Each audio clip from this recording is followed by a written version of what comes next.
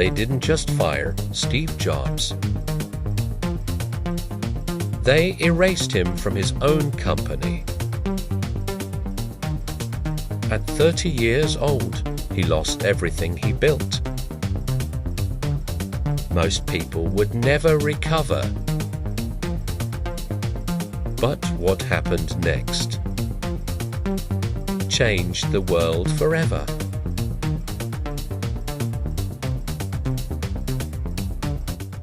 Steve Jobs was not born a genius, a billionaire, or a legend. He was born as a child who was abandoned. His biological parents gave him up for adoption. They wanted him to be raised by educated people, but fate had other plans. Steve was adopted by Paul and Clara Jobs, ordinary, working-class people who promised to give him a chance. From an early age, Steve felt different. He didn't fit into the system. School bored him. Rules irritated him. Authority meant nothing to him. Teachers saw him as a troublemaker. Classmates didn't understand him. He questioned everything, and that made people uncomfortable. Steve dropped out of college after just 6 months. Not because he was lazy, but because he refused to waste time on things that didn't inspire him. Yet, even after dropping out, he continued attending classes that fascinated him. One of them was calligraphy. At the time, it seemed useless. No one could imagine it would one day shape the design of modern computers. Steve didn't have a clear plan. He didn't have money. He didn't have connections. But he had something far more powerful. An obsession. An obsession with beauty, with simplicity, with creating something meaningful. In his parents' garage, Steve met another young dreamer, Steve Wozniak. Together, they didn't just build computers. They built a vision that computers should be personal, illegal, and accessible to everyone. They called it Apple. No one took them seriously. Two young men. A garage. An impossible dream. But this was only the beginning.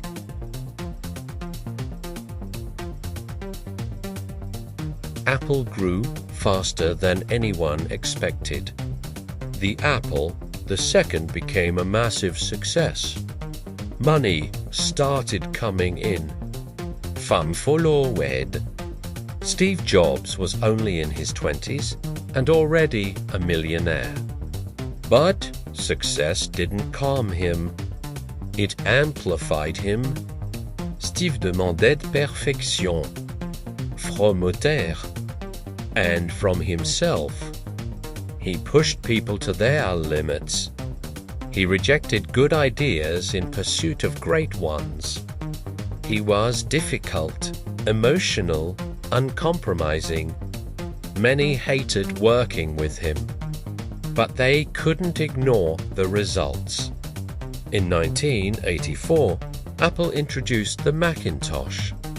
It wasn't just a computer. It was a revolution. For the first time, people could interact with technology visually. Icon, fin, design. And yes, the calligraphy class Steve once took changed everything. Apple became a symbol of innovation. Steve Jobs became a star. But power creates enemies. Internal conflicts grew. Executives questioned his leadership. The board lost faith. Then the unthinkable happened. Steve Jobs was fired. Fired from the company he created. At 30 years old, he stood outside Apple, humiliated, angry. and lost. Many thought it was the end, but Steve later said, "That was the best thing that could have ever happened to me."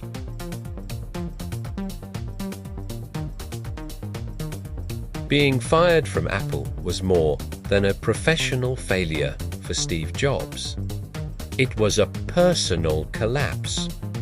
The company he created, the vision he protected, the identity he lived for, all gone. For months, Steve felt publicly humiliated.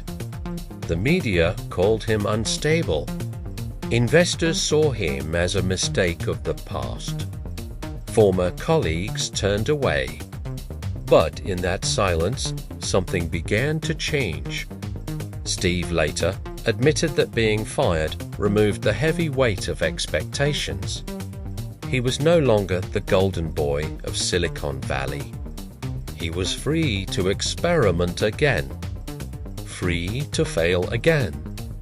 He founded a new company called Next. NEXT was not built to chase mass success. It was built to chase perfection. The computers were expensive. The sales were weak. But the technology was years ahead of its time. NEXT machines would later become the foundation of modern operating systems, including the very system that saved Apple. At the same time, Steve Jobs took a massive risk. He invested nearly all his remaining money into a small animation studio called Pixar. For years, Pixar lost money. People doubted the idea that computers could create emotional stories. Hollywood didn't take them seriously. But Steve believed technology should serve creativity. Then, in 1995, everything changed. Toy Story was released. It wasn't just a movie. It was proof that imagination and technology could coexist. Pixar became a phenomenon. Steve Jobs transformed from a fallen entrepreneur into a respected visionary. And quietly, Apple began to fail. Without Steve, the company lost focus.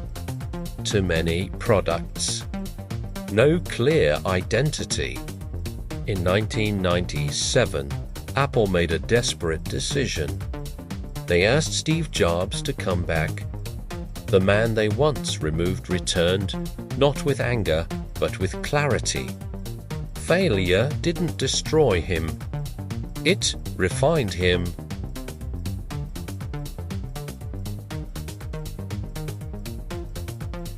When Steve Jobs returned to Apple, he did not try to please everyone. He did the opposite. Simplifier. He cut product lines. He removed confusion. He demanded clarity of purpose. Steve believed that focus was about saying no, not yes. Slowly, Apple was reborn. The iMac brought personality and design back into technology. The iPod put 1,000 songs in your pocket. The iPhone redefined how humans interact with the digital world. The iPad erased the line between computers and everyday life. But behind the success, Steve was fighting something far more serious. Cancer. For years, he worked knowing his time was limited. That awareness shaped his philosophy. He believed death was life's greatest invention because it forces us to prioritize what truly matters. Steve spoke often about intuition, about listening to that quiet inner voice, about having the courage to follow your own path, even when it makes no sense to others. He was not a perfect man. He could be harsh, demanding, emotionally distant, but He was honest about his flaws. What mattered to him was impact. Steve Jobs didn't change the world by being the smartest engineer. He changed it by caring deeply. revolutionizing, about experience, about the emotional connection between people and technology. In 2011, Steve Jobs passed away, but his way of thinking did not. Every product that values simplicity over complexity, every creator who believes beauty matters, every innovator who dares to challenge the status quo, they carry his legacy. The boy who was abandoned, the man who was fired, the visionary who returned. His story reminds us, your failures do not define you. Your courage does. And sometimes losing everything is exactly what you need to change everything.